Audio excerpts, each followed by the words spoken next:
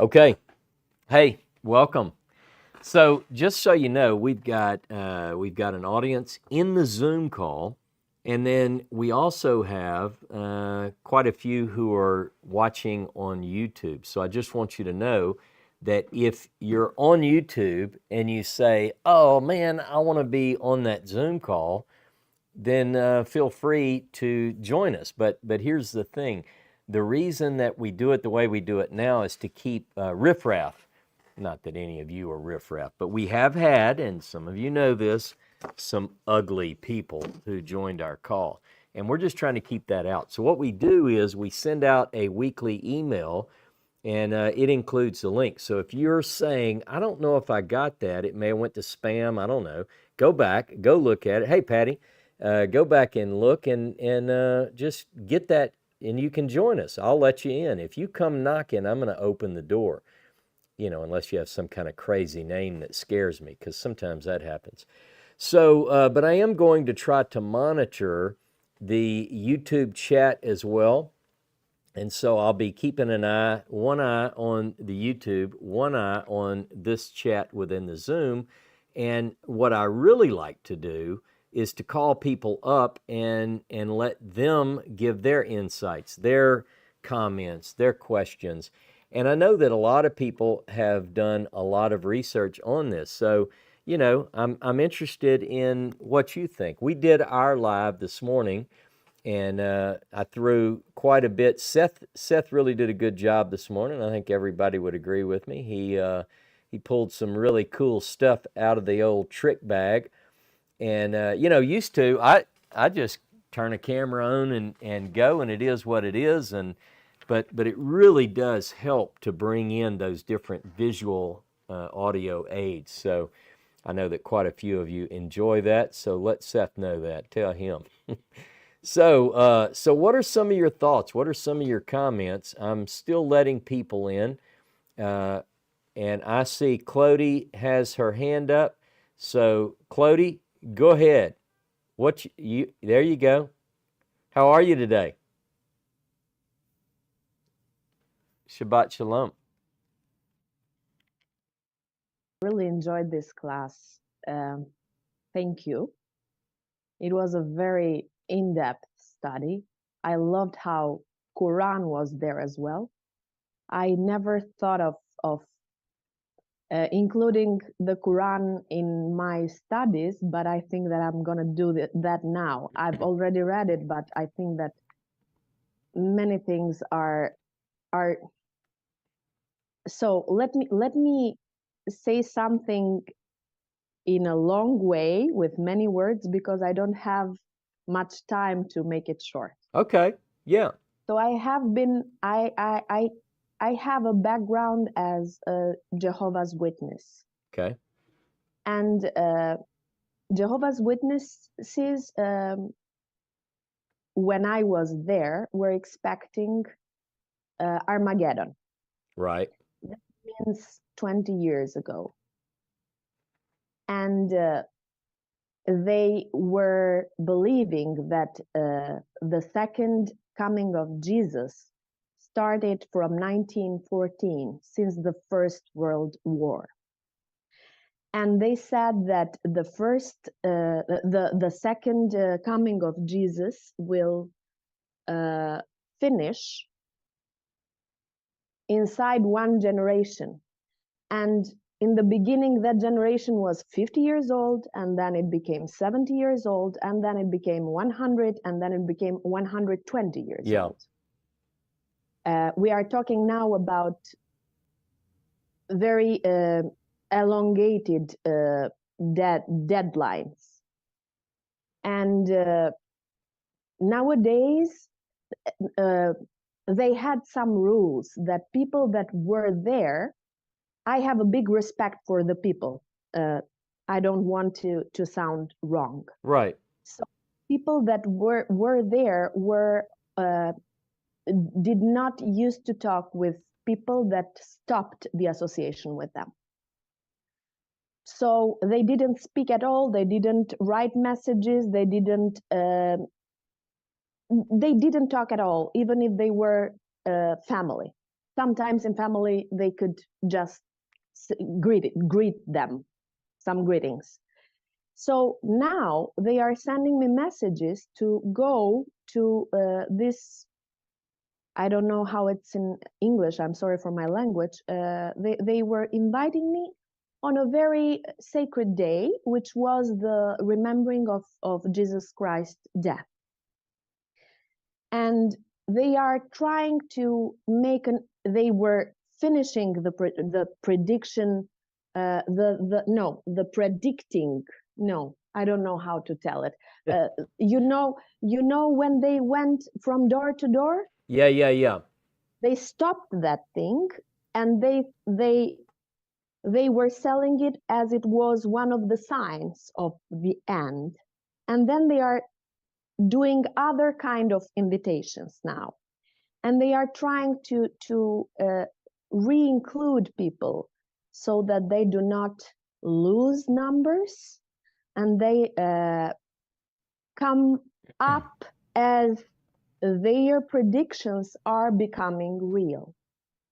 Where I want to go with this is that it is, I don't know, for me it's very unfortunate, and I'm sorry, I'm gonna say I'm Go gonna ahead. use some. It's crazy how the organized religion would give everything, would do everything in order to make the prophecies become real. Yeah. Because in this mode, they can make people continue believing in them, start believing in them, and they do not lose numbers. And I really hope that this red heifer thing is not one of the same mechanizations that people are using, or the organized religions are using, not to lose believers or numbers. Yeah. Well, I tell you, those are some good thoughts, and you do see a lot of people rallying around this idea, whether or not they're like all in. But I see a lot of people who, I guess, in some ways, they see this particular the red heifer as it's something. And I'm not being critical, but I'm saying that I think in some people's mind this is tangible. It's a way that they feel they can connect to prophecy in their time. Does that make sense? It's kind of like, oh, this is happening, and I can send money to raise cows. Armageddon is coming. Armageddon is coming. Yep. The end of the world is coming. Antichrist is coming. And nothing of this, as we are, at least as I read the Bible nowadays, it doesn't seem like that from what God Jehovah originally intended. This antichrist, this full catastrophic events of the eschatological ways of reading the Bible. Yeah. And that's very crazy. Yeah. And unfortunate. Yeah, and it's unfortunately, the most unfortunate part is that people often die when extremism is on the front, and in this case, now one thing we'll talk about is this October 7th thing, and I know that Patty and several others, I'm good friends. Daniel Wright, a good friend of mine, it was as soon as this came out, the hint that there was a connection between October 7th and the red heifer, he, Patty, others were really, really saying, hey, look, check this out. Now, what some of my Jewish friends are saying is that is a ploy. They are looking for an excuse for the atrocities that they've committed. And so what do? You blame the victim. We attacked, we murdered, we cut them up, we raped them, we did all these bad things. And you go, why would you do that? And they go, well, look what they're doing. they're bringing Armageddon. They brought red cows in. So some people are saying, look, the people who rushed the gates and came into Israel during this time, they didn't know anything about a connection with a red cow. This is 100 days in. It's the first mention of it. So, but be that as it may, it is interesting that now people are beginning to connect those points. So, again, is it some kind of prophetic fulfillment? Are one of these cows going to be considered kosher for killing? I mean, and if they do that, what's going to happen next? I mean, I don't know. I hadn't been watching the news, but maybe others kind of had it on in the background during the class, and they may tell me that, one of these cows met his demise today. I don't know.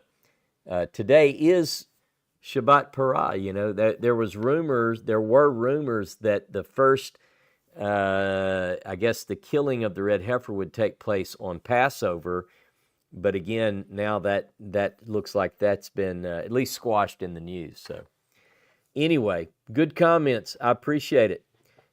Anything else? All right. Hey, Sue, how are you today? Shabbat Shalom. Shabbat Shalom.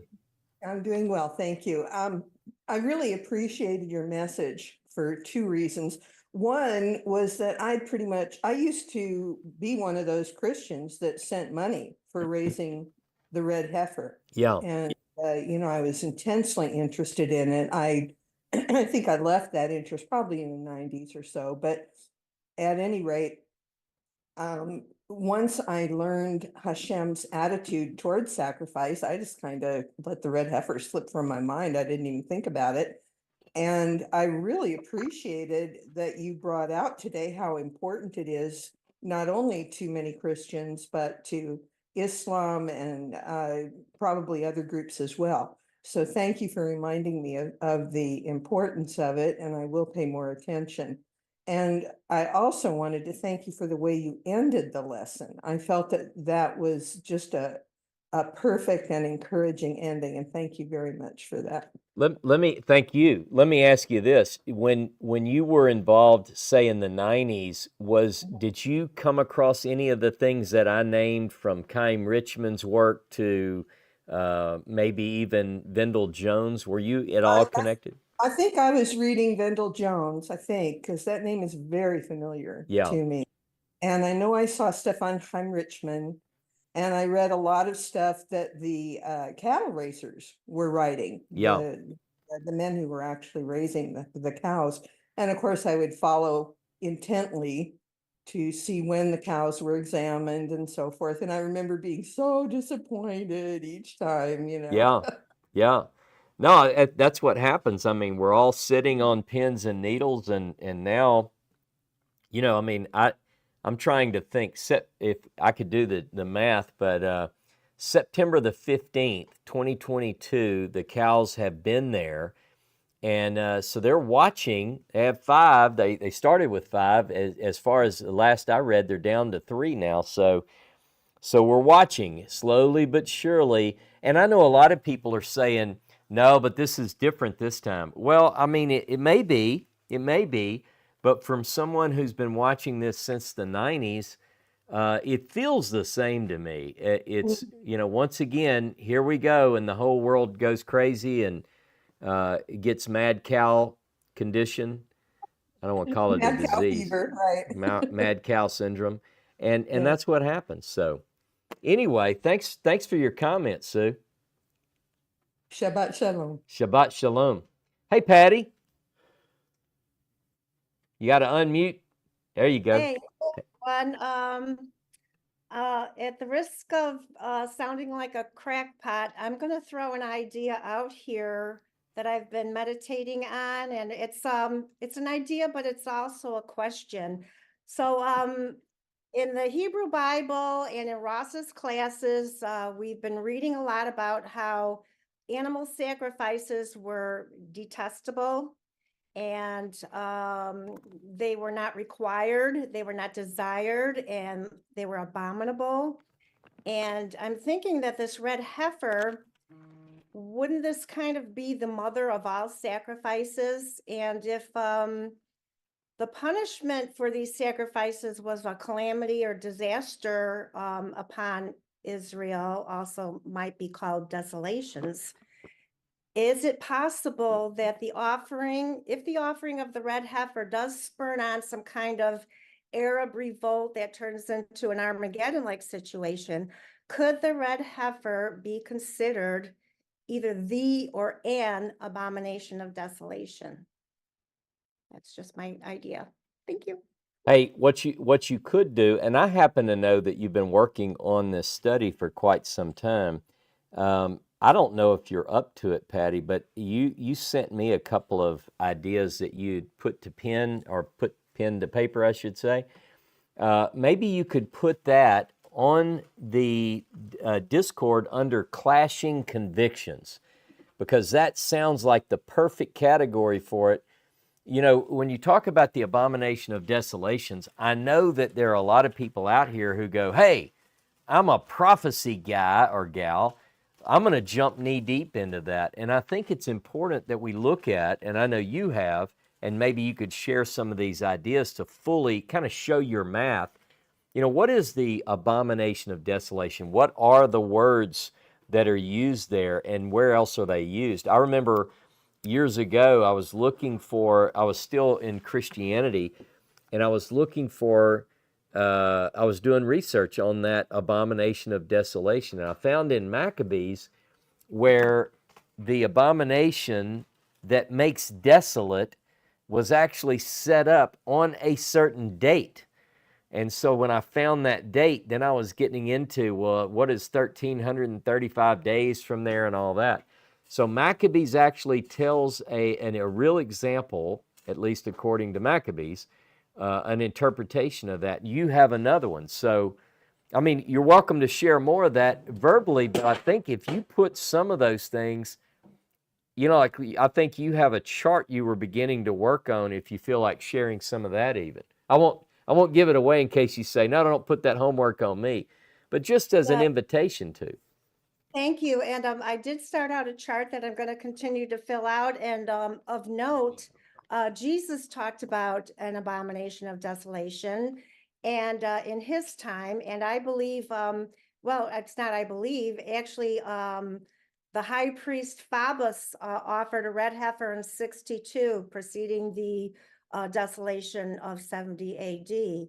And a lot of people in their studies have come to the conclusion that the Dome of the Rock is the abomination of desolation, and some of the dates and timelines match up, but the land was already desolate when that was built. So I see it as more of a byproduct of a desolation that happened previously, a result of a desolation that already had happened. And so this is just something I'm studying. I guess really time will tell if this sacrifice does happen. And honestly, when I see the pictures of the altar that they have built, it looks quite abominable to me. Hey, let me But ask you that. I'm sorry to jump in, but that altar that they supposedly made, I don't know if it's a mock-up, or I saw both. I've seen comments one way or the other. And I'm not a cattleman, but I am from the country. You know, I live out in the country, and I drive past cows all the time, and that ramp looks slick as glass. Now, yeah, I don't know if they're going to put, you know, like bathtub stickers on it to make it easier for the cow or what, but it really. right. Now, just to let you know, I'm monitoring YouTube as well, Patty, and Jerry and Sherry Barbie say, excellent idea, Patty. Ronnie says, makes sense. So I think there is an interest in what you have to say on this, and I know you've done a lot of research. So if you're willing to share it, because here's the thing.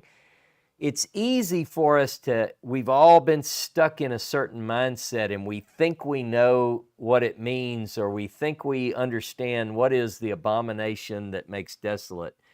You know, what is that? And if you look at, and I would encourage people who are interested in your idea to think about, in Maccabees, there is an association with sacrifices that are improper in the context of abomination, or an abominating sacrilege or whatever. So anyway, I say all that to say, hey, put it out there. Use that category if you can, Patty. If you do post it, I think it'd be good.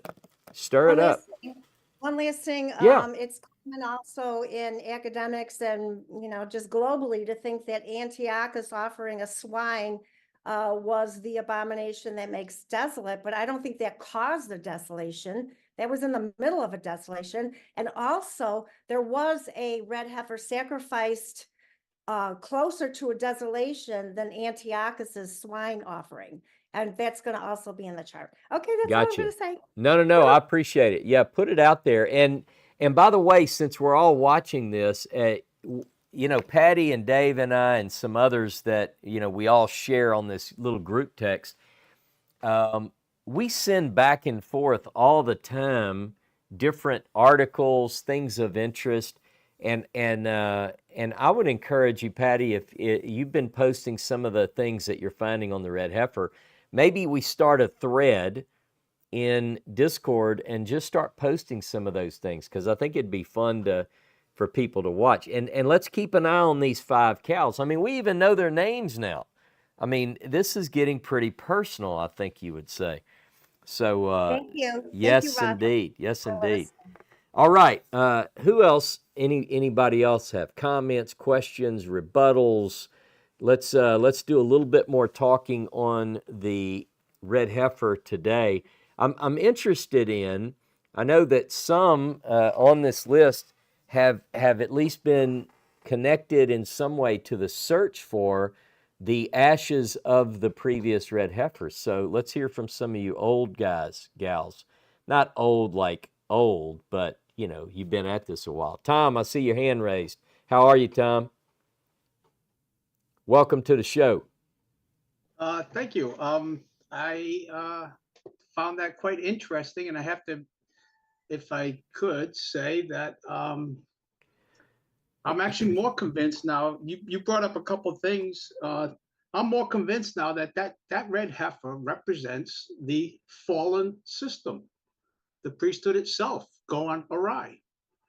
And if you allow me, I could share a couple of reasons. Yeah, let's hear them. Well, first, it's going to be fully red, right? Fully Adam, right? Just like Esau was. He wanted the red thing, right? Yep. Okay, so we got that, right? So it's going to be fully red. And we know that at least from what I understand, the Jews consider Rome Edom, right? And at the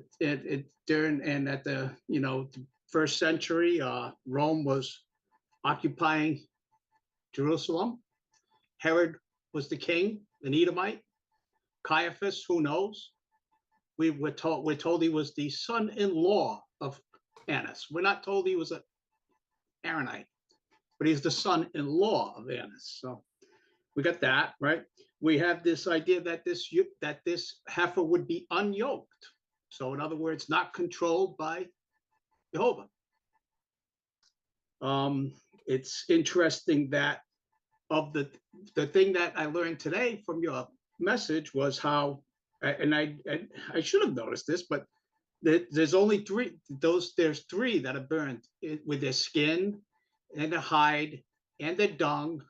Yeah. And all 3, well, at least the first 2, the one is with the inauguration of the priest, and the other one is Yom Kippur ceremony with the bullock, which was for Aaron himself. Yep. Right? Yep. And it was his sin offering for Aaron himself. Right? And now you have the red heifer that's fully red, that's burned outside the camp, and it why? Right? And then not only that, what's burned with it? The crimson wood, the crimson, the hyssop, and the cedar wood. All things used by the priest, tools of the priest used for cleansing when they were to cleanse the lepers. So to me, this is a condemnation of the priesthood itself. Let me jump in just to say this, not to derail you, but I was going to say one thing that's helpful. Seth posted the verses. because I said, look, I don't even know how we would do this, because in my mind I have it a certain way, and I have this table, a chart that I made. But I think that, what I was doing is similar to what you're looking, or the way you're looking at it, whether we agree or not. What I do is I look for words and phrases.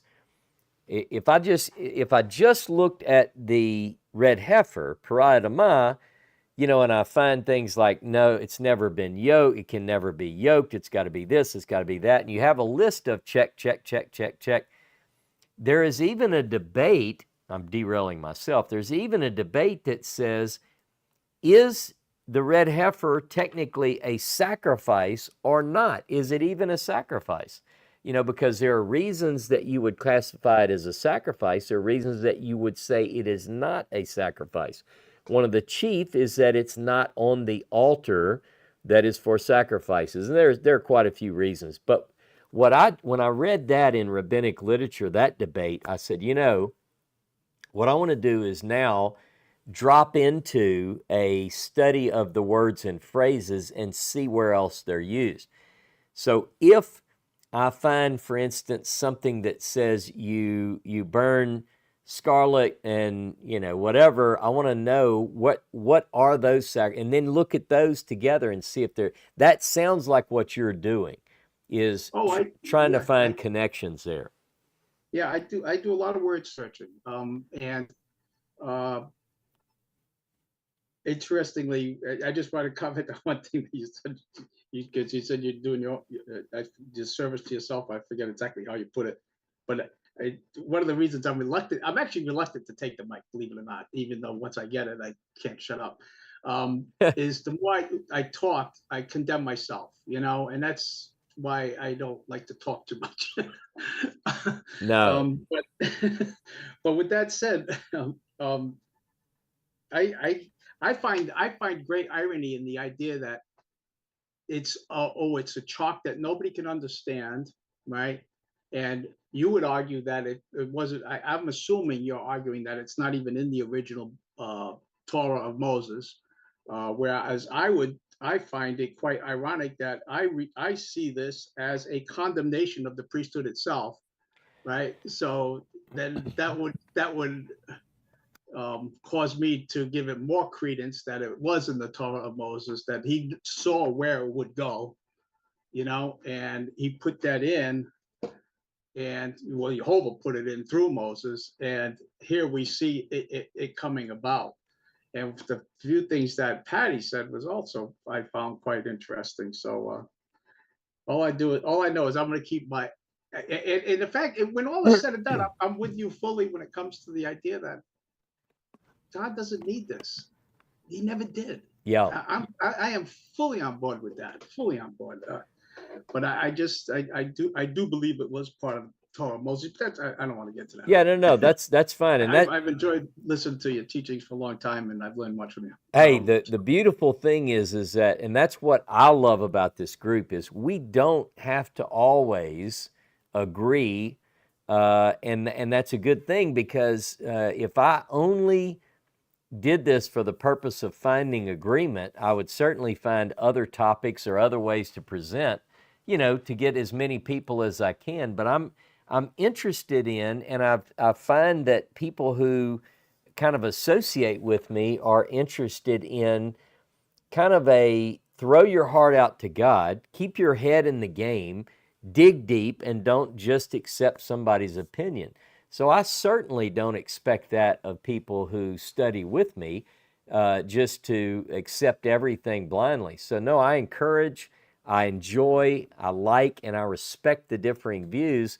And that's why, and Seth is really trying to help drive that, like through the Discord. If we have things that we think are a little bit edgy, maybe a little bit unorthodox, hey, this Discord is the place to do it. Go on Clashing Convictions and put it out there. Because what I want to develop around me is a friendly group who feel that this is a safe space that we can all enter into an effective dialogue and hash these things out. So, no, Tom, I really appreciate your views. And even if you think some of my views are too far or crazy, and I think yours are too far or crazy, so it doesn't matter. We come together, we look at it, and we weigh it out, and that's how we learn. That's how we grow. So I On a journey. appreciate you. And also you say the idea of one, I would make an argument that's part of what the garden teaches me, is that you don't go to just one tree. Yeah. There's many trees in the garden, many counselors. You think if you think going to the one tree that has all the truth, be careful. Yeah. Dave Tyler just typed, not a religion, a place to learn. And that's kind of the same thing. Belinda Darling says that she likes that. I guess she agrees with that too. Yeah, it's real. Look, I've been part of groups, plural, in my life to this point, where people give you a booklet and say, here's what we believe. Here's what we believe. Like, and you go, well, I've got to read this and agree to this? Yeah, you need to sign it, and we'll put it on file, and you can get your letter, as they say, like your lettering in theology, like a sports jacket. You have a B for Baptist is what I had.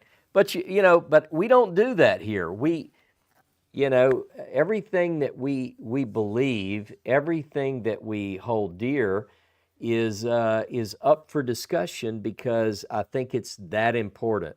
And this topic of the red heifer, I think, needs to be focused on even more, because it is the one thing. Think about this. If you said, look, we're going to try to bring back the sacrificial system, which one, assuming you call this a sacrifice, which one could you do right now that doesn't involve going on the Temple Mount to do this? For sure, right? Passover.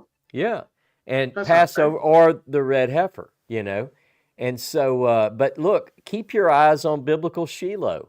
I mean, this is a big deal. There's a lot of talk going on right now about biblical Shiloh, because that is where God first placed his name. The tabernacle was there for 369 years according to biblical chronology. So don't think that that couldn't, kicked off any time, right? Yeah. Yeah, and there's also, and I think there's also the idea that life is sacred. And we take it for granted. We go to the supermarket, we buy a steak, we put it on the grill, and say what you will, the system set up there was at least elevating that, was making it, making you cognizant of what you're doing. Yeah. How many people think about it when they go to the supermarket and buy a steak? They Yep. just they don't think nothing of it. That's And right. the slaughter practices in these slaughterhouses is a lot less kosher and humane than what we see in the Torah described. So anyway, All right. Hey, I appreciate you, Tom. thanks. Thank you. Yeah, hang around. You might want to jump back up. I'm not. Yeah, I'm going to listen. Now, I just got to figure out how to turn this off. Yep. So I've just typed a note in the YouTube.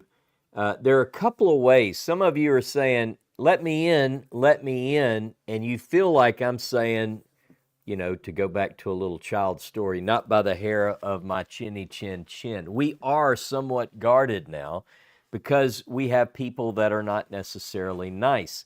So we have set it up where I send out an email every week, and it's called This Week from Horeb, so if you want to search for it. And in that email, there are only 3 things, generally. It's usually, here's what time and the location, the link for me and Jono. Click it, you're in. Next thing is, here's a link for David and Patty's Sabbath. And then the last thing in that letter is, here's every link you need for the Saturday deal. One is going to be the link to the live video or the video teaching. The other is going to be the discussion afterwards. And in that email, I assure you, it's there. It's there. And if you're having problems, I am so sorry, but some of that is just beyond my control. So that's why we have the YouTube.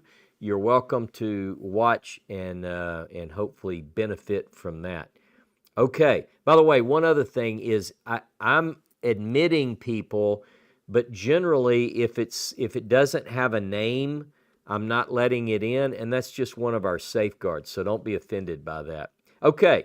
Who else has questions, comments, thoughts about the red heifer, about what's going on? Maybe some of you were part of searching for the ashes of the red heifer. I know some of the people on here go back to the Vendell Jones days. So I'm interested in maybe hearing from some of you if you're willing to share that.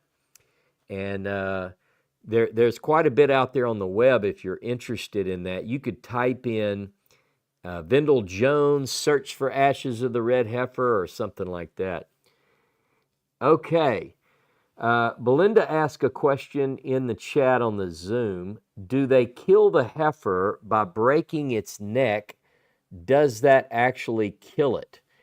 There is a heifer, not the red heifer, but there is a heifer that is the case for, and that's in Deuteronomy chapter 21. So you can look at that. Now, I mentioned this the other day. I can't remember. I think I was talking to Jono.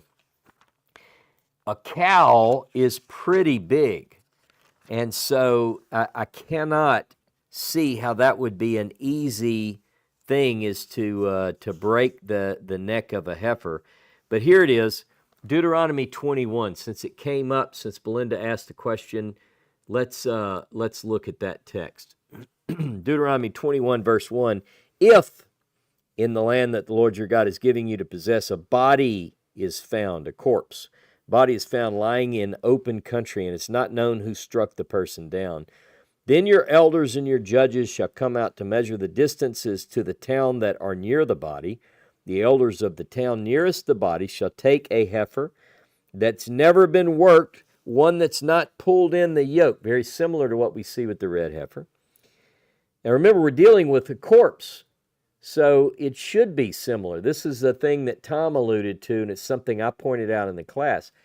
You're thinking, why is it a heifer and why is it something not yoked? According to the priestly literature, Levitical literature, they're making an association. I want you to notice that.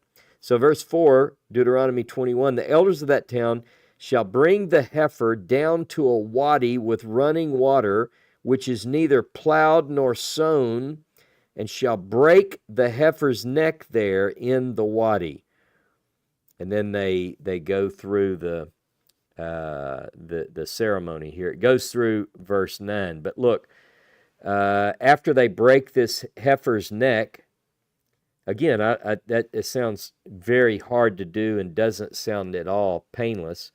All the elders of that town nearest the body shall wash their hands over the heifer whose neck was broken in the wadi, and they shall declare, our hands did not shed this blood, nor were we witnesses to it. Of course, the cow probably doesn't approve of this. Absolve, verse 8, O Lord, your people Israel whom you redeemed. Don't let the guilt of innocent blood remain in the midst of your people Israel. Then they will be absolved of the blood guilt. So you shall purge the guilt of innocent blood from your midst, because you must do what is right in the sight of the Lord. All right. So there you have it. That's at least one connection to the heifer not being worked, no yoke, etc. What other questions, comments, opinions? Tom, back on the stage. Well, if nobody else is going to put their hand up, I hear you. I hear you. That was one of the first things I ran into in searching the Hebrew, was that section there, chapter 21, verses 1 through 9, of Deuteronomy. And I personally believe that applies directly to the man from Galilee. To the what? To the man from Galilee. Okay. So the Jews say that the Romans killed him. The Christians say the Jews killed him. The Christians say they killed him because they wanted to die for their sins. So and what I find very interesting is how the word kafar is spelled there. That is the only way that is the only verse in verse 8. I'm pretty sure it's verse 8. That's the only verse in the whole of Tanakh where kafar is spelled with a nun prefixed. The only place in the whole of Tanakh. And what does it say there? What does it say? It says you will be in this, and the sin will be forgiven you. Wait, how exactly? I don't want to misquote it. So shalt thou put away the guilt of innocent blood from among you when you do what's upright in the eyes of Jehovah. That's how. Just like you're saying, Ross. Just like you're saying, it's not about sacrifice. It's not about. Well, it's certainly, and look, I get this, Tom. There are a lot of different passages which are interpreted. They read as if this is this. Just bear with me. If you read it at face value, as we say, it has nothing about a person other than the person who, just generically, you come on a corpse and you don't know who killed it. You don't know who killed it. So what do? You do this. You bring this heifer that's never been yoked. You bring it to a wadi with running water. You break its neck.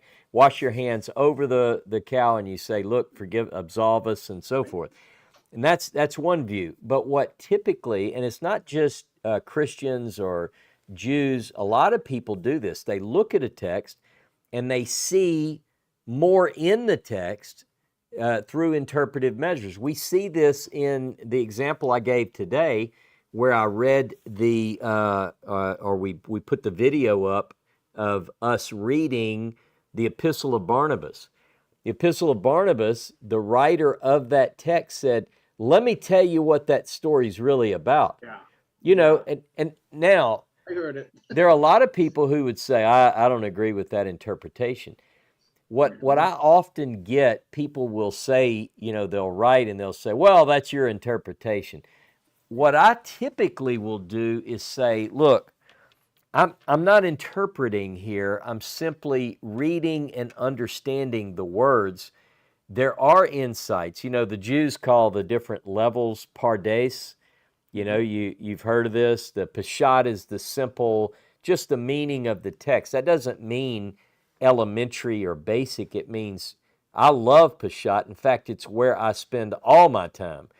What is this text saying, and what does it mean based on context? And then you get into remez and darash and sod, the mystery.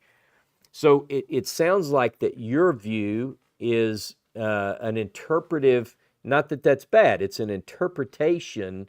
You see within Deuteronomy 21 a direct allusion or an association to Jesus of Nazareth, right? I mean, that's what you're saying. That was back many years ago. I do see it. I believe it applies. Let's put it that way. Yeah. It applies to him just like it would someone else. That they didn't know who killed him. Okay. Gotcha. But I don't think it's coincidental what it says in those two verses. That you will remove the innocent blood from Israel. And the elders, and they shall speak. Our hands have not shed this blood, neither of us I seen it. Forgive, O Jehovah, thy people Israel, whom you have redeemed, and suffer not innocent blood to remain in the midst of the people Israel. Yeah. And the blood shall be forgiven them. And that word forgiven, you can't discount. I can't discount the fact that is the only place that the word kafar is written in that manner.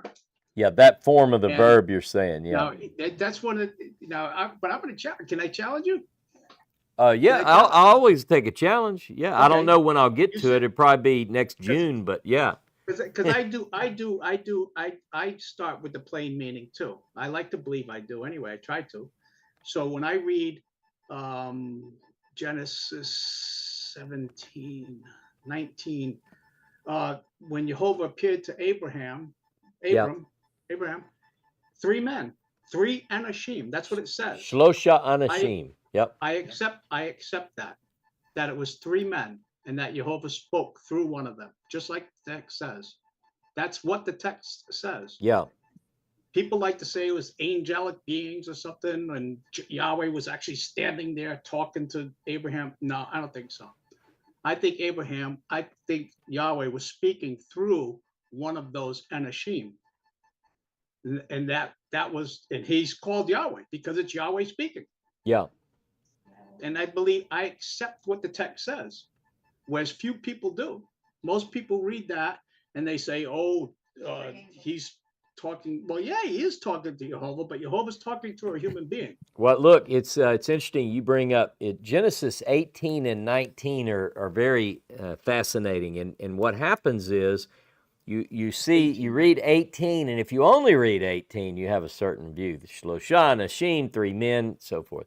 You get to 19, and you see the words Malakim. So then people begin to make an association. Say, okay, well, wait a minute. Was one of them Jehovah, one of them 2 angels? Now, let me tell you this about that text. Do this. Look up how many textual changes are in Genesis 18. And here's the interesting thing. The divine name, Yod-Heh-Vav-Heh, appears in Genesis 18, and the rabbis have what they call the emendations of the scribes. I don't know, many of you may or may not be familiar with that. Look up the emendations of the scribes and see where Genesis 18 plays into that. Because here's the thing. You clearly have, in some of the verses in Genesis 18, the divine name, the Tetragrammaton, Yod-Heh-Vav-Heh, and Yod-Heh-Vav-Heh was standing, Abraham was standing before Yod-Heh-Vav-Heh. So there are 5 places in that text where the name was replaced with Adon or Adonai.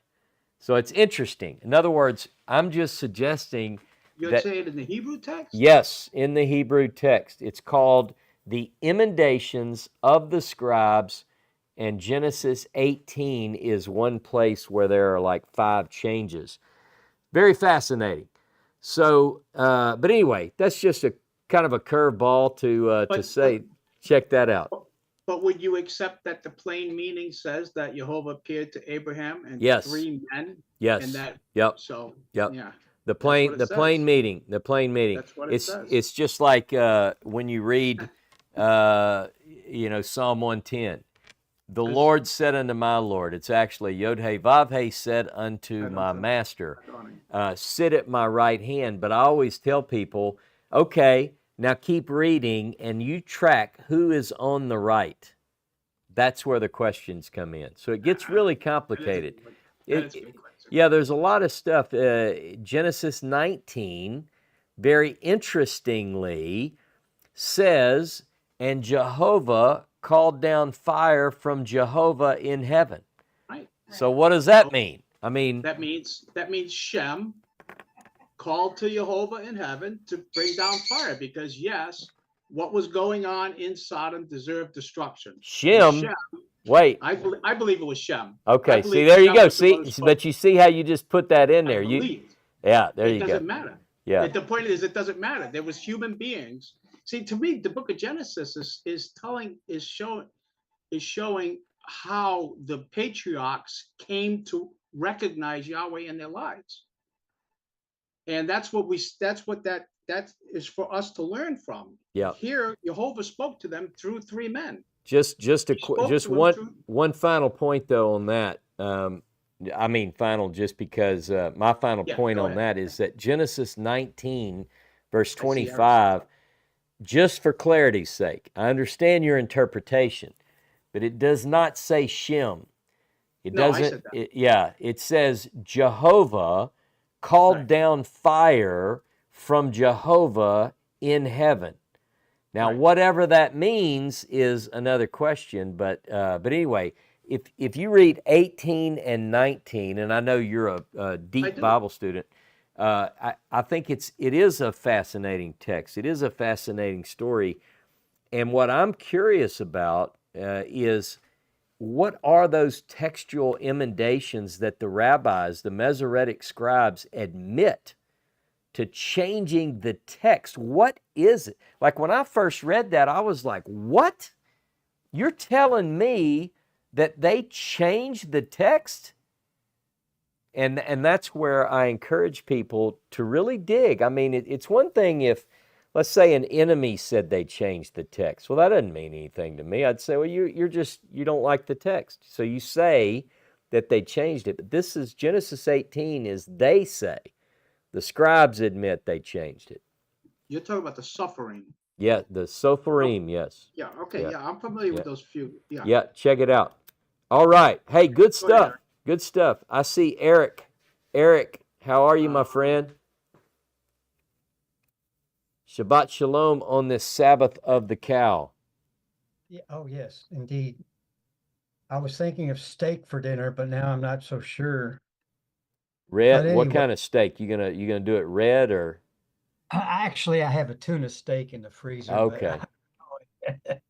But no, all this talk about changes and things like that leads me to bring up our friend Nehemiah and listening to some of his comparisons of what he has found between ancient manuscripts being what Masoretic and Yep. maybe before. I don't think he's done a whole lot with the Dead Sea Scrolls, but there are changes being made yearly Yeah. in all the documents. And what is the most fascinating to me is seeing what he has found with Keith in the Matthew, the Hebrew Matthew. And that's a fascinating series in seeing where they even have some of the scribal notes saying, well, I changed this Yeah. because that's what I had. And a lot of that is being, at least in my mind, bringing me back to, or bringing forth a more true, if you, at least, a more truthful rendition I of like what it. the Hebrews were. Yeah, look, you're bringing up an excellent point, Eric. And those two guys, Keith and Nehemiah, both brilliant scholars.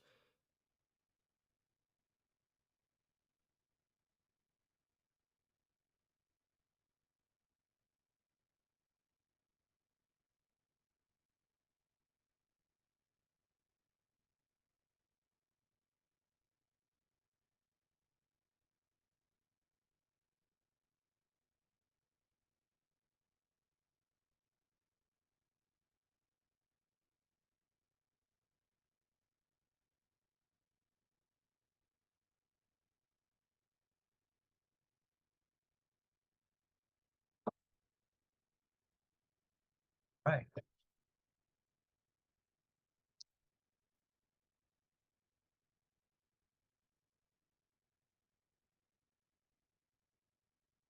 Even more, even.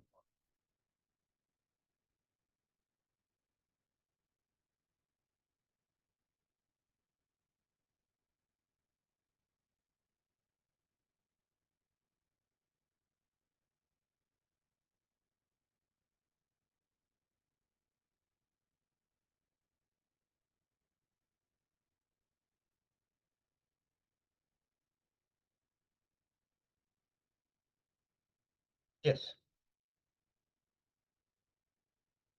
Right. Right. Right.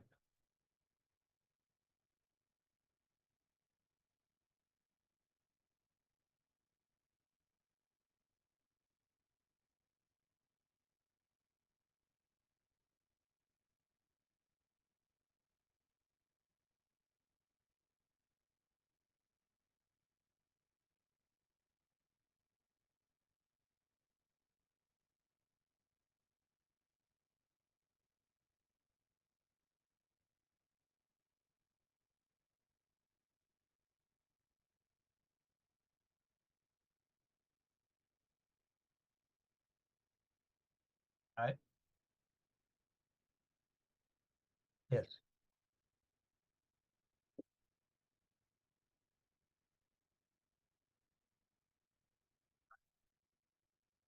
The bottom of every page has lines and lines and lines of variations. Some are minor, very, very minor. But that's what textual criticism, being a careful scholar, is all about.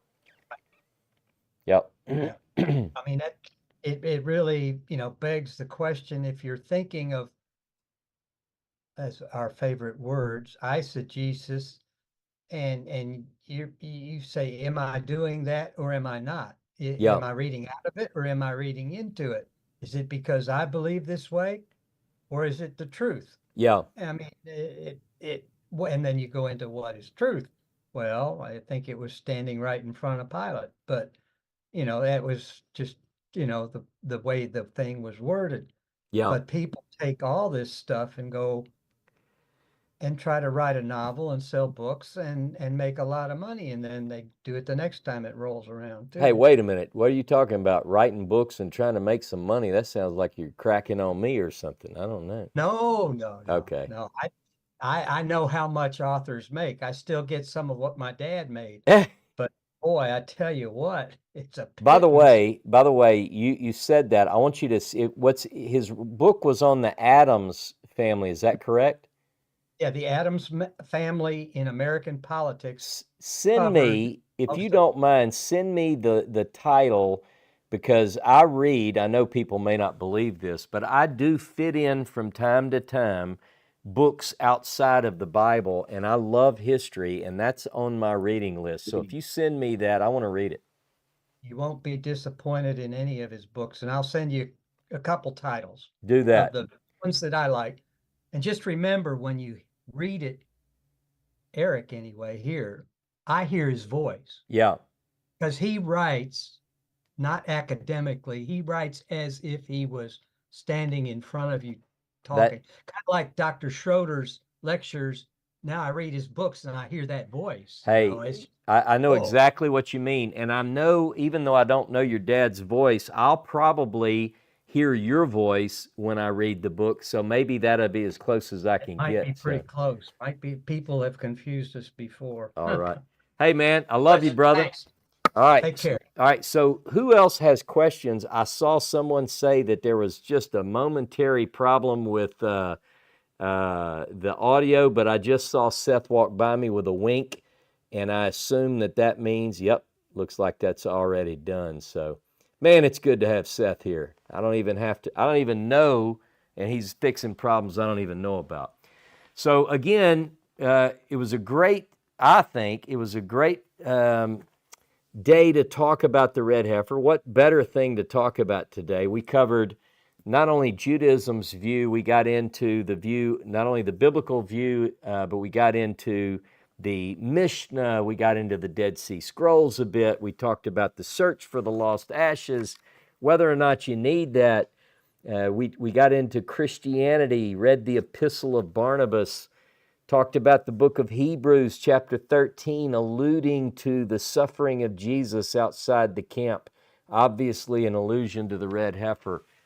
Talked about how Christians are strange bedfellows with Jews about bringing these sacrifices and temples back, when it's very obvious to anyone who knows anything about Christianity that they see sacrifices and the temple as, at least in some degree, a type and shadow pointing to Jesus. So if you already believe Jesus did it, why do you need it? Well, you have to have the temple rebuilt because the man of perdition, or is it the son of perdition? Son of, man of, that guy who exalts himself and sits in the temple of God and declares himself to be God, 2 Thessalonians 2:4.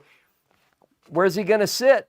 Got to sit in the temple. So let's send our money, our tithes and offering, to these brothers that are going to get this red cow, whack it, and that's what we need to do.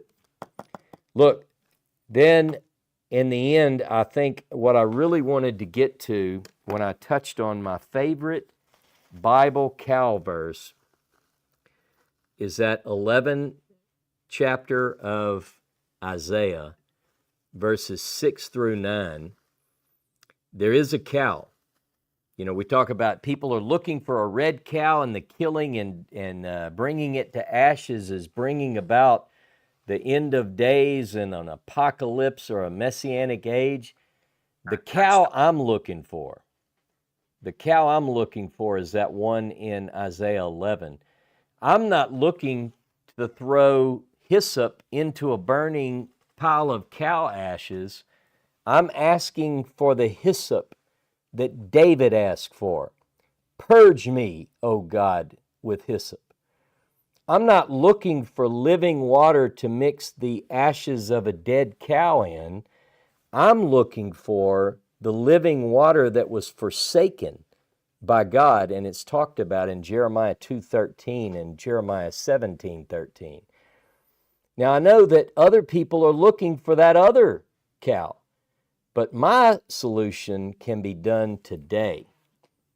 All right, I see another hand up. See, I knew if I talked for just a minute, somebody would raise their hand. Carolyn, how are you? How's it going in France?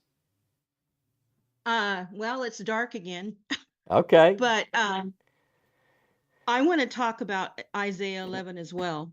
good. To me, when God, when one of the signs of God coming back is pouring out his spirit on all flesh.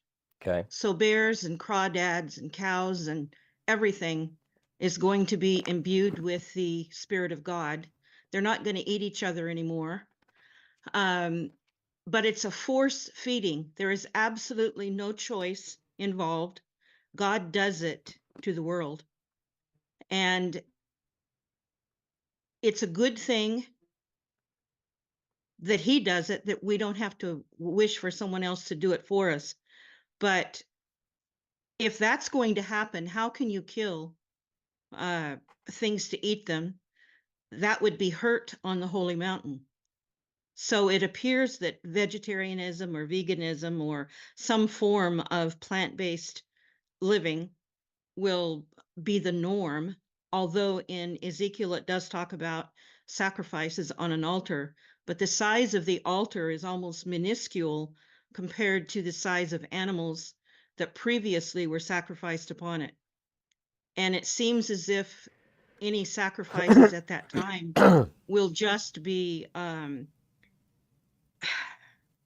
tokens, as opposed to an outright do everything all the time way of worship. If sacrifices were established today and you couldn't approach God to worship him without a sacrifice, I couldn't come before him because I can't afford it. So I would be excluded from worship. Do you have any flour? Yes, There you go. I'm like the widow of Zarephath. There's a little bit in the cupboard. Yeah, I think it's interesting.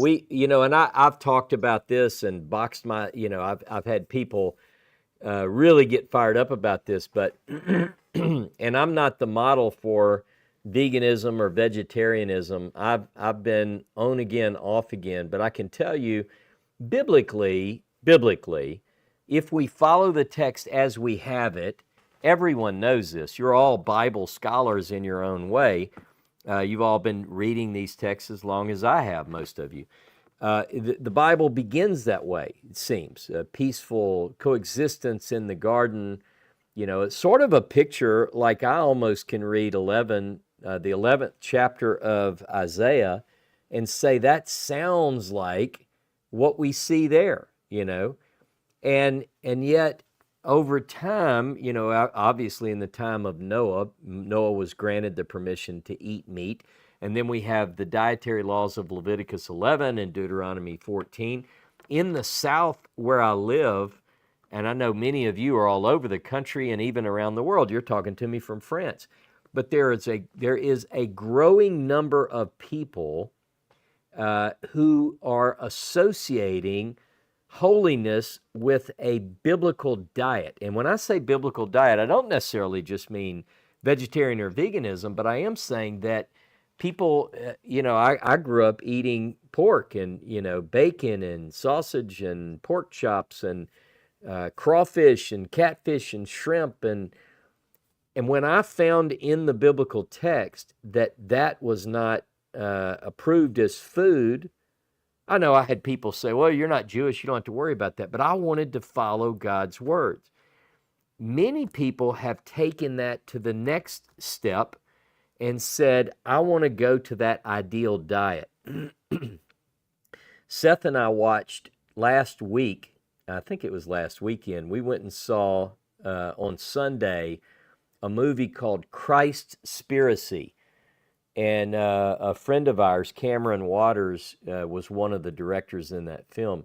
And that's his view and others as well. So now, but back to the sacrificial system, you know, I think that ultimately, this picture we see in Isaiah 11 is probably when things go all the way back. So there may be an interim, between now and that Isaiah 11, when it's known around the world. See, it says, the earth will be full of the knowledge of the Lord as waters cover the sea. So that's the ultimate realization. That's where you get Isaiah 66. If you sacrifice a lamb, it's like breaking a dog's neck. You sacrifice an ox, it's like you slew a human. We're not there yet. Globally, we're not there. But I have to wonder if that's not going to be the case at the very end.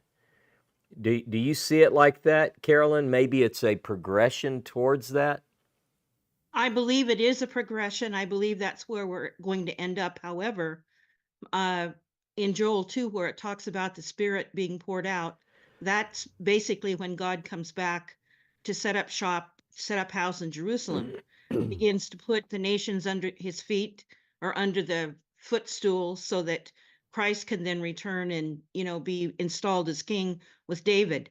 But when that happens, it is so diametrically opposed to the way the world exists today. We can't conceive of it. I mean, I love a good steak. I love barbecue. Yeah. Not the pork, not the shellfish, but I love meat. I love the taste of it. Yeah. I can imagine the sacrifices with the different flesh burning, not with the hair and the hooves and all that stuff. And the dung. But right, but a good, well, I don't know, buffalo chips are pretty good fire. There you But go. That's a good point. There's always an ideal to strive for.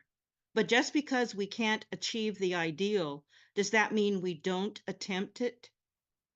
When you found out about unclean food as a Christian who was eating pork and shellfish at the time, in your mind, in your heart, did you realize you had to change? Yes, absolutely. An effort? Yeah. Your family thought you were crazy? Yeah, they still do, in fact. But yeah, it was for me. I tell people jokingly that I was a holdout.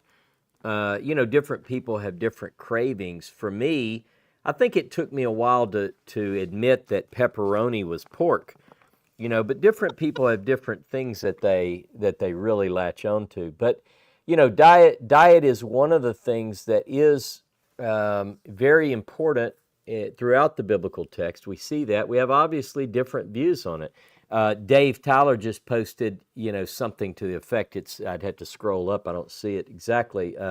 But what you have is that lions and wolves aren't, we're not there yet. I mean, I think that's his point, and that's a fact. But it's an ideal. See, that's what we look at when we see texts like Isaiah 11, Isaiah 65, Isaiah 66, and there are plenty of others that we've gotten into. But what I really wanted to stress, because there is that debate as to whether the red heifer is a sacrifice. Does it qualify as a sacrifice? And that's debated in the literature. But the thing that I wanted to bring out as I closed today's class was, without that, whether these 5 cows, we now know their names, whether these 5 cows end up all being disqualified or not, we can still go with these ideas that are very lofty. As I said, the hyssop of David, the living water of Jeremiah. And in that sense, and then Ezekiel 36, as I closed with today, that's God is going to sprinkle water that's going to bring about this decontamination and even replace the heart. So we're in a place now where I think we don't have to get all anxious as to whether a cow is going to be disqualified or not. God doesn't need any of that to move us to the next step. Now, Correct. if it so happens that that cow is killed, I listened to enough different views from imams online, it would be considered a provocation. You know, if we're to believe Abu Obeidah, October 7th, one of the provocations, he said aggression had reached the highest level and it couldn't be ignored. And what was that part that brought him there, at least according to him on day 100, was that the Israelis had brought red heifers to the land. So this is potentially, it's one of the most important things to keep our eyes on and our ear to the ground on. I agree. Good stuff. Hey, I appreciate you, Carolyn. I'm glad you joined us all the way from France. It's good to have you. You help us make our little gathering an international discussion. Thank you. Happy Sabbath. Happy Sabbath to you. Anyone else? We've been going for a little while here. Anyone else? I'm going to give you a few more minutes. Look, if you haven't, if you didn't get a chance, if you came in late, you didn't get a chance to watch the video today, let us know what you think. And we did have a big crowd this morning, so that was nice. I appreciate everybody sharing that around. And I would ask you, if you learned anything from it, you know, people are talking about this red heifer. Put it out there, let people know that they can check it out and maybe learn something from it. I appreciate all of you. Look forward to seeing you again this Thursday coming. Jonah and I will be live Thursday night talking more good Shapira stuff. Friday night will be the Tylers, welcoming you into their home. That's getting more and more people. And then next Saturday, we'll be back. Hey, Nikita, I see your hand jumped up just in time. How are you, my friend? I'm well. Shabbat Shalom. How are you? I'm doing great. Shabbat Shalom to you. Class was very, very interesting. I've never been one for prophecies simply because my mother said something to me a while ago that made a whole lot of sense Yeah. to me. And she said that when you die, your world ends. So while you're here, obey the law that you have. And so I pretty much go by the 10 Commandments, but I do understand, everything that I can obey, I do obey. But I do understand, you know, some have a need for prophecy, will it be fulfilled, and this thing and the other thing. But I'm so joyous that everything within my purview, everything that I touch, I try to be an extension of the word of the Most High to anyone and everyone I meet. Amen. So, you know, if they have a bull, if they don't have a bull, if the Lord wants me to be involved in that, he will let me know. And then I will, you know, participate however he sees fit. But blessed is the Most High for this beautiful, this wonderful Sabbath, this gathering of people seeking to understand the truth. And as far as a sacrifice is concerned, even though we don't have a temple, I always say that my disobedience is what I sacrifice to the Most High. Because at some point I may want something, I might crave something, I may do something that is not pleasing to him. So if I want something that he doesn't want me to have, just let's throw out bacon, since we were talking about dietary laws. Yeah. Not beef bacon, but I want the illegal bacon. Illegal Okay. bacon. Yeah, so the craving, and people who know this, who stopped eating things that were not kosher, the craving is very strong when you want something that the Lord doesn't want you to have. Let's take David and Bathsheba, for instance. The craving is strong. So that would be disobedience. So in being obedient, I sacrifice the disobedience to what I wanted, as to take on my will, I replace it with his.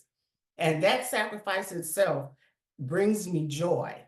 And I know by me being an obedient creation of his, he's like, now that's what I'm talking about. You did not need that. So now he doesn't have to enact the consequences that I would have brought on myself in being disobedient.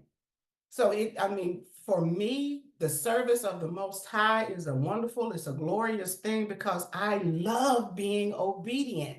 And that takes the craving, that takes the power away from the disobedience. So I follow you. my mother, speaking of my mother, but my sister came and called me and told me, she said, I'm going to come and get mom. And I said, when? And she said, that's not your business. So she said, I told you that so you can do what you can do. You can brace yourself and you can prepare yourself. But the timing is not your business.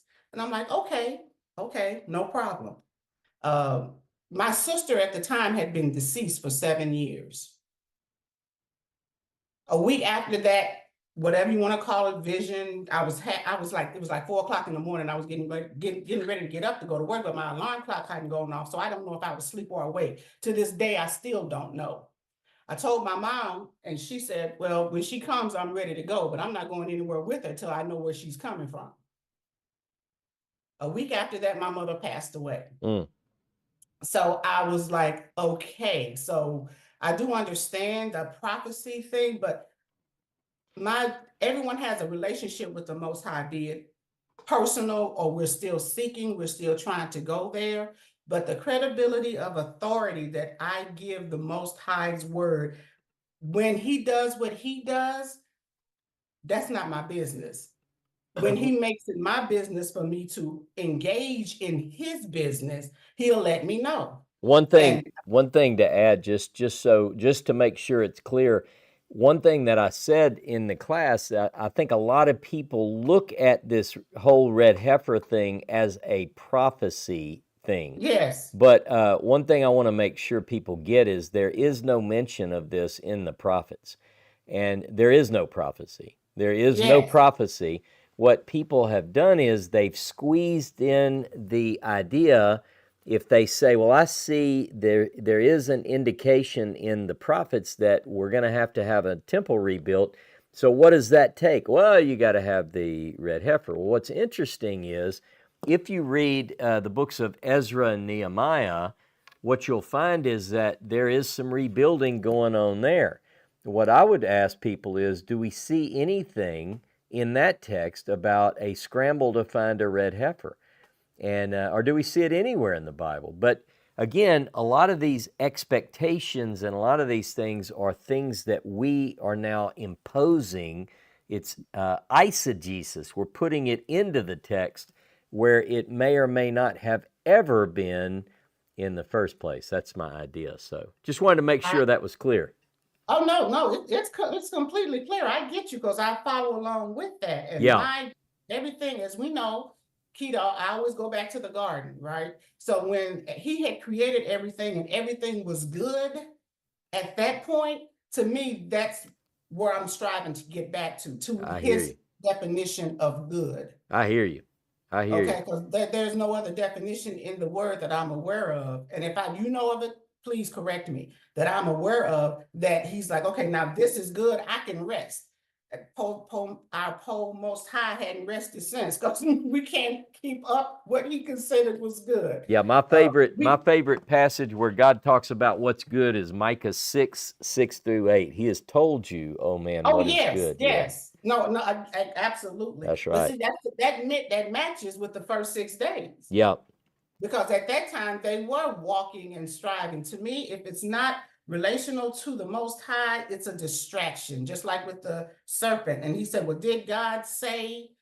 I'm like, you are a distraction, because I know what he said. I'm going to live by what he said. And if the fruit looks so good, why don't you eat it? Yeah. I'll let you have that. So, but that's all I wanted to bring out. Thank you for allowing me to speak, and may the congregation be blessed as we live in obedience and truth to the Most High. Hey, I appreciate you, Nikita. Thank you so much, as always. I see Ronnie Fulcher with his hand raised. Hey, Ronnie, how are you, my brother? Hey, we're doing good here. I just got a question, Ross. In all your research, did you ever see where they actually shed the bull of the red heifer? I mean, the blood? Were they what? I'm sorry, were they what? did they actually cut the neck of the animal and shed blood, or did they burn it whole? I tell you, I don't know in the research. It certainly it doesn't explain it too well, at least in what I've read over the week.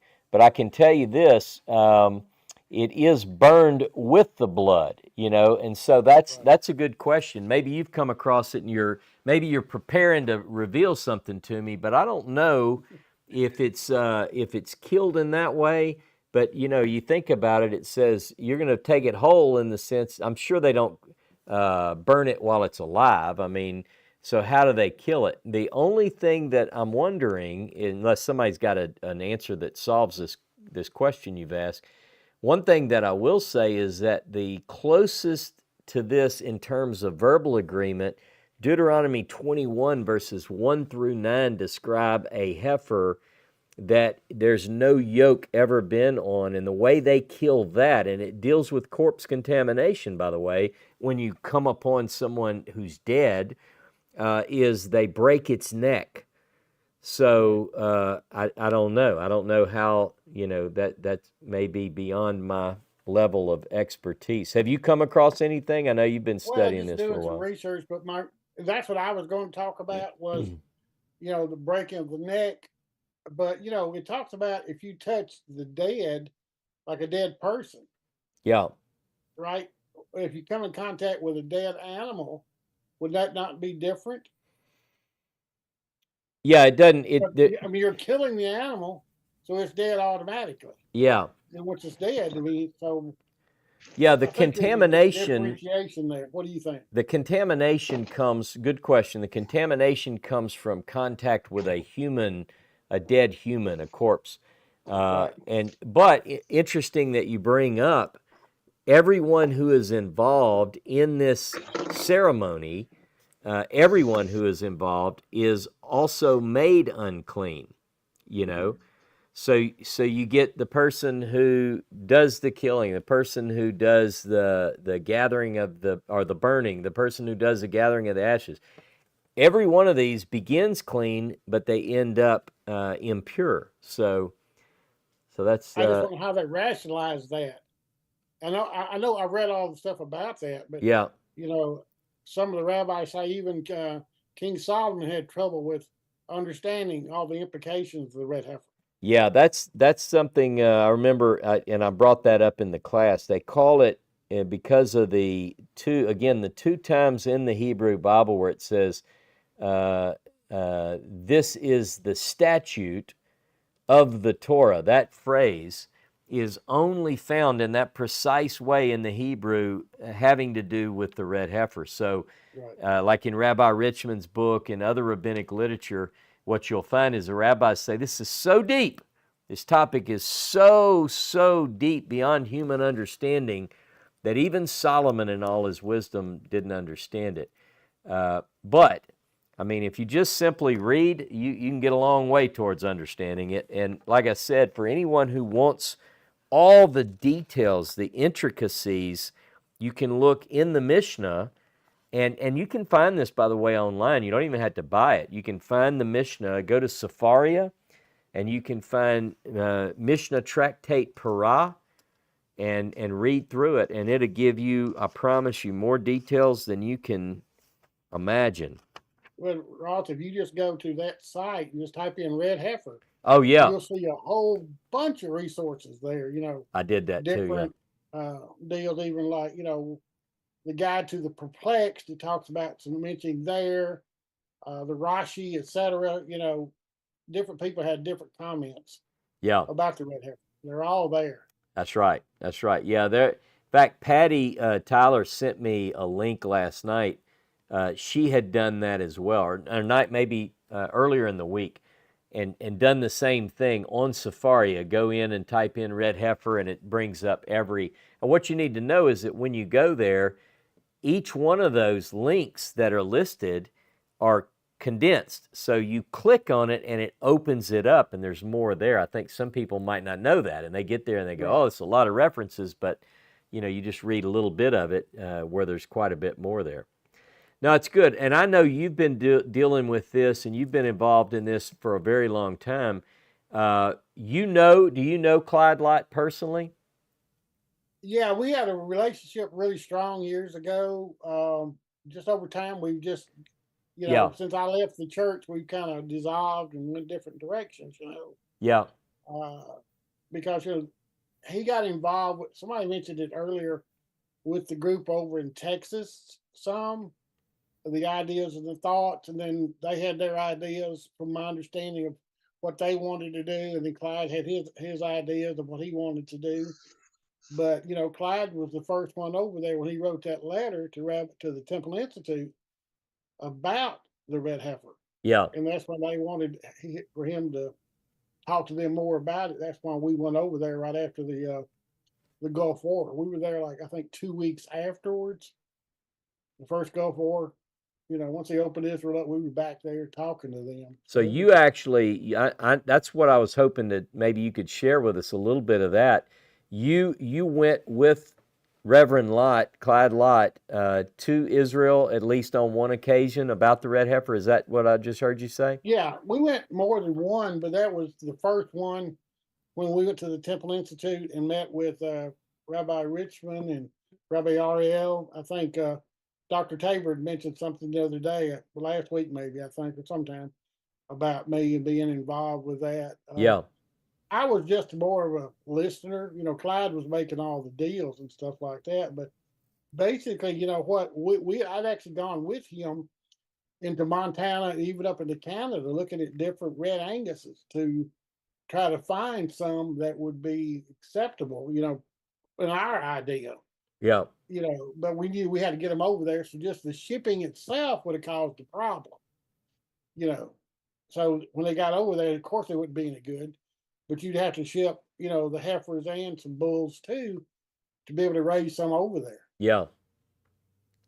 Yeah. Yeah. So and were you guys actually did that initially? Was you got some? I mentioned some dates where I said this isn't the first time. 97, 2002, 2018. Several times in the past, everyone was kind of waiting, like, is it going to be? Is it going to be? Is this going to be it? And then it's disqualified. Were you part of any of that? Where you were getting some of those cattle over to Israel? No, things changed, and so I went in a different direction because I was leaving because like in 1990 I was still a member of the United Pentecostal Church. I got and you. I was a licensed minister. But the more I got into things, I was kind of pulling away, so that kind of sent me in another direction I hear you. for which Clyde was going. But he got into some things where people could buy, like you couldn't buy a whole animal, but you could buy a part, and different people donated money, and then they'd get enough money to buy some to ship over there. Yeah, You I know, got you. some of that was going on. Of course, there was a big thing in the UPC. That's the church I was with. Like they were worried, oh my God, here Jesus is coming and all this kind of stuff. As far as that got really crazy. But I'll be really honest with you. I took a lot of pictures and went around teaching about the red heifer in the Temple Institute. And some of the churches were very acceptable, but some of them were like, don't teach that stuff. Some of them Yeah. wanted it, the prophet stuff. But when you start asking questions, it's like, nope, don't go there. Yeah. So Questions I aren't worked out always through welcome. this. Yeah. That's right. Hey, I Well, thank you. appreciate your insight. Anything else you want to share with us before we kind of call it a day? I'm good. Thank you so much, y'all. Have a great day. Hey, many blessings. Look, I See you, tell Doc. you, it's been we've been going at this a while, and I am ready to enjoy the rest of Shabbat Parah, and I hope that this has been a beneficial day for you. Many blessings to all of you. Again, thanks for joining us. See you Thursday night, hopefully with Jono. Friday night with the Tylers, and Saturday right back here. Many blessings. Shabbat Shalom. Shavua Tov.